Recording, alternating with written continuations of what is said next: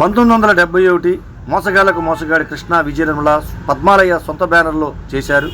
మొట్టమొదటి తెలుగులో కూడా కౌబాయ్ చిత్రం కూడా ఇదే ఇంగ్లీష్ తరహాలో ఈ సినిమా సూపర్గా ఆకట్టుకుంది. కలకసూయ డబ్బు కోసం ఎంత చండాల పని చేయడానికైనా సిద్ధమా నువ్వు? నీ పిల్లలు చూస్తారన్న జ్ఞానమేనా లేదా? సమాజం చూస్తుందన్న ఆలోచన నీకుందా? ఈ పాప ఓల్డ్ సైడ్ విలన్ రాజేష్ కూతురు ఏ సినిమాలో యాక్ట్ చేసిందో చెప్పగలరా? 1999లో ఉపేంద్ర సినిమా రిలీజ్ అయింది. ఈ సినిమా ఎంతో దుమారం రేపింది. ప్రజా సంఘాలు, మహిళా సంఘాలు కూడా ఈ సినిమా ఆపేయని చెప్పని ధర్నా చేశాయి.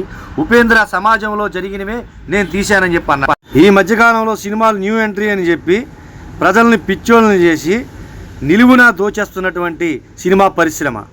ఈరోజు పాలకొల్లు అల్లు రామలింగయ్య గారి కాంస విగ్రహం దగ్గర వీడియో తీశాను. బస్టాండు దాసనారాయణరావు గారు సినిమా థియేటర్ దగ్గర.